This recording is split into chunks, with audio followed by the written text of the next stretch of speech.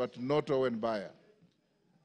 Minority Leader, now it's your time. You have 15 minutes. Mr. Speaker.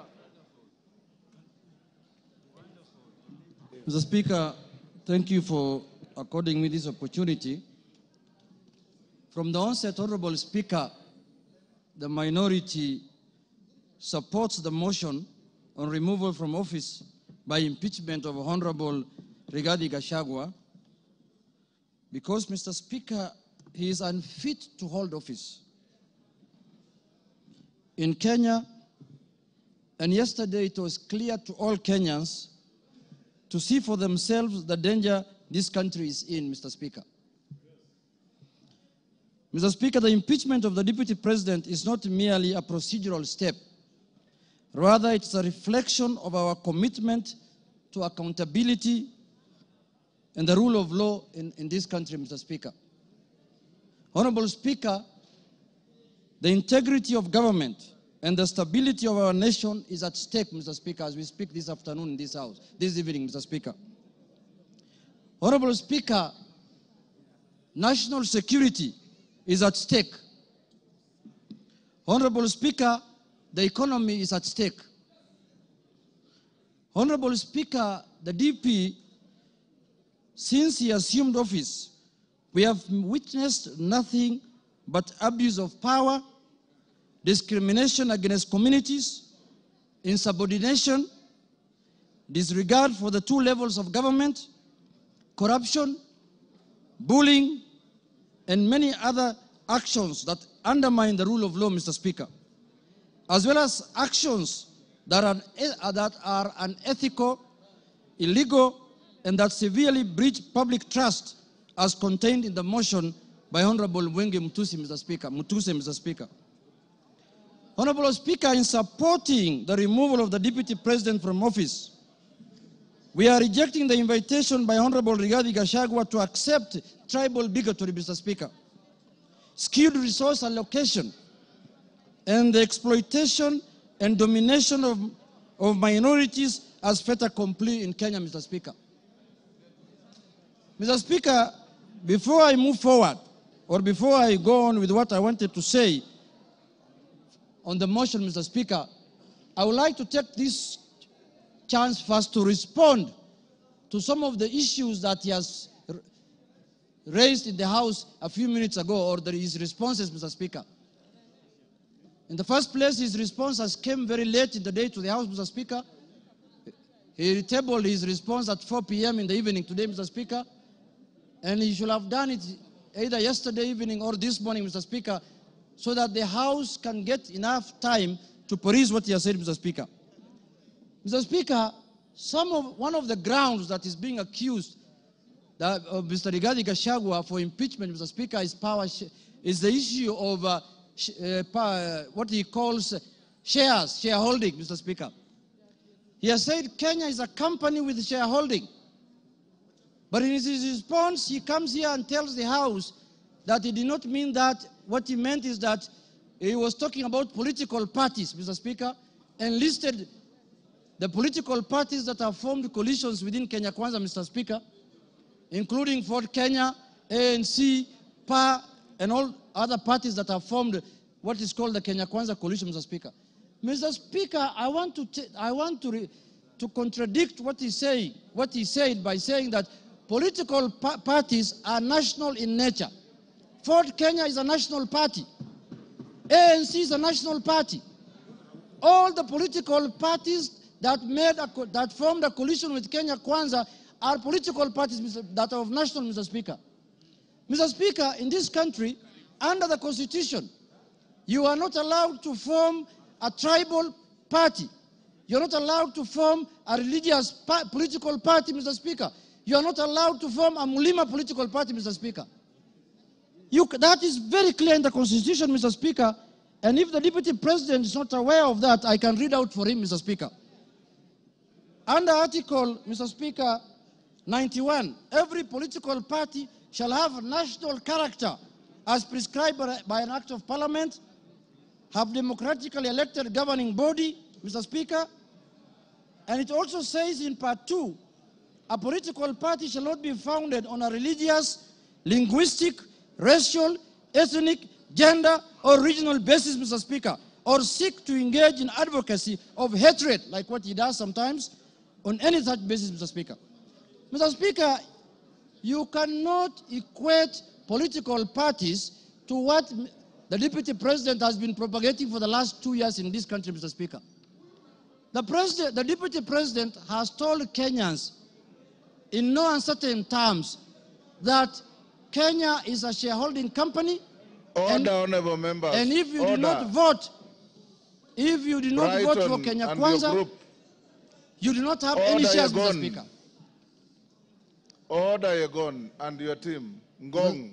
Mr. Speaker, members now are excited because they are not happy with the response the Deputy President has given them. Now they want to vote and go home. I know what they are doing. I know, but let's prosecute the matter. We have to respond to the issues he has brought to the House, Mr. Speaker. Mr. Speaker, political parties are not equal to regional and ethnic, conglomerations that the Deputy President has been advocating for the last 2 years, Mr. Speaker. Mr. Speaker, I want to give him a good example like ODM. ODM has sent the other day 6 experts under the broad-based government, Mr. Speaker. 6 experts. Where are those experts coming from? One is from the coast. Beatrice School is from Turkana. Oparanya is from Western. The Attorney General is from Kisumu. Mr. Speaker, when he's talking about 30% of Fort Kenya and 30% of ANC, he thinks those positions were given to lawyers as a community, Mr. Speaker. When Fort Kenya is a national party, those positions belong to members of Fort Kenya who are in Mombasa, who are in Migori, who are in Kakamega, who are in Bungoma, who are in Eldoret. Fort Kenya has membership in all the country, has membership, Mr. Speaker. So, Mr. Speaker, that ground is not, he cannot controvert that ground by saying that he was talking about the power sharing within Kenya Kwanza. No, he was talking about ethnic groups, Mr. Speaker. He said this government was formed by 2 ethnic groups, and that's how they are going to share power, Mr. Speaker. So that ground stands, Mr. Speaker, and that ground is impeachable, Mr. Speaker, on the Deputy President. The other issue, Mr. Speaker, I want to respond to that he has raised here, Mr. Speaker, is the issue of national security. He said that the NSIS, Mr. Speaker, can be called out whenever they are out of order, Mr. Speaker. Mr. Speaker, the man Deputy President sits in the National Security Council, Mr. Speaker.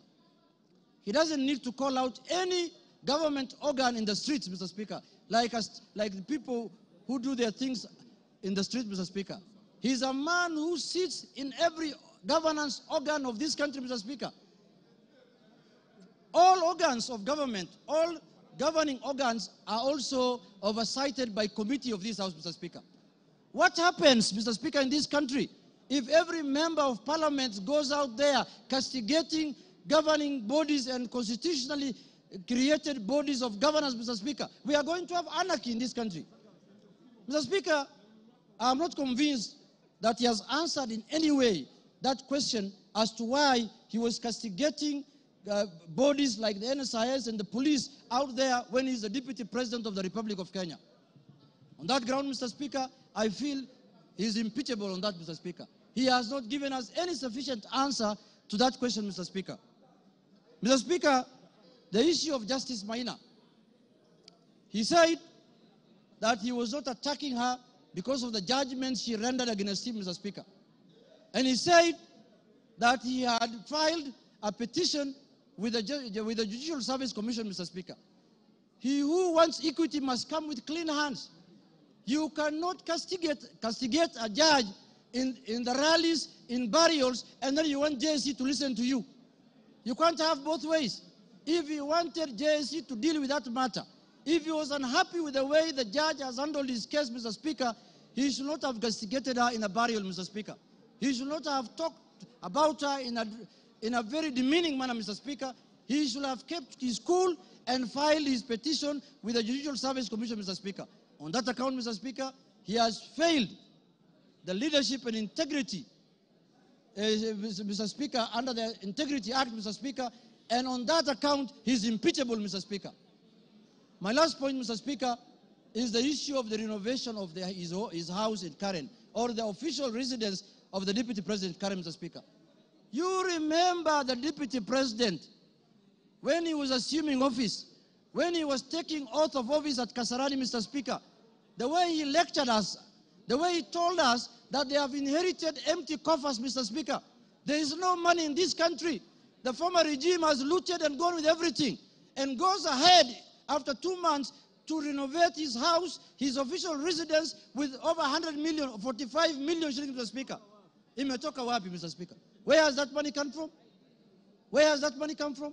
He has not convinced us in any way how that money was spent, how those companies were paid, and on that account, Mr. Speaker, because of misuse of public resources, he is impeachable on that account also, Mr. Speaker. Mr. Speaker, I want to say this. When we gave ourselves the new constitution in 2010, we knew very well that we were coming from an era where we cannot impeach the president, we cannot impeach ministers, we cannot impeach the deputy president. Kenyans gave themselves the new constitution, and they put in there Article 150, knowing very well that one day they will hold their leaders, the president, the deputy president, accountable, Mr. Speaker. And they gave that mandate to this House, Mr. Speaker, and the Senate, Parliament in general, Mr. Speaker. Mr. Speaker, I was shocked under the public participation, people saying that Kufa Makanga, Kufa driver, Mr. Speaker. We cannot allow the driver to die because it is an issue. We are witnessing a situation where the Makanga wants to take the steering by force. And what happens after that? The driver is carrying 55 million Kenyans, Mr. Speaker. We cannot allow the driver to die because 55 million Kenyans are going to die with him. But the Makanga, who is just hanging at the door there of the matatu, can go, Mr. Speaker, if he misbehaves, Mr. Speaker. And, you know, if he's not doing his work properly, Mr. Speaker, the easier one to go first is the Makanga, because the Makanga is the one who should be telling the driver what to do. And they're telling us here, Kufa Makanga, Kufa driver. The petition of the driver is not with us in this parliament. The petition we have, the motion we have before us today is the motion of the Makanga. And we are going to deal with him perpendicularly and thoroughly, Mr. Speaker, this afternoon. Mr. Speaker, I want to tell the House that us, the people of the minority, the Azimio people, Mr. Speaker, we have lived like orphans in this country for the last 2 years. Why do I say so? Mr. Speaker, we are taxpayers. Some of the places that contribute to the highest taxes in this country are areas that are dominated by Azimio people. And then somebody comes here and tells me, you're not a shareholder, you're not going to get services, you're not going to get development. What the hell is that? What the hell is that? Does the taxes that are paid by the Azimio people count for nothing, Mr. Speaker? And it is coming from the high office of the Deputy President of the Republic of Kenya, Mr. Speaker. Mr. Speaker, this is the time we are going to correct this thing so that it never happens again, so that we don't have another Deputy President who comes later. Because when we impeach this one, another one is going to be appointed. This is a lesson to the next one, that if you misbehave, we will just take you through this Goleta, Mr. Speaker. Mr. Speaker, I want to conclude by saying this. Let us not personalize offices. We don't have any ill will. We don't have any bad faith. We don't have anything that we are holding against the persona of Geoffrey Rigathi Gachagua, Mr. Speaker. We are dealing with the office of the Deputy President currently occupied by one Geoffrey Rigathi Gachagua, Mr. Speaker. The office holder. And let us not personalize. The office does not belong to him, does not belong to anybody. This is a constitutional office, and the Constitution has prescribed how to deal with you when you misbehave in that office, Mr. Speaker. So, Mr. Speaker, for Kenya to become cohesive, Rigathi must do what? Rigathi must? For Kenya to become cohesive.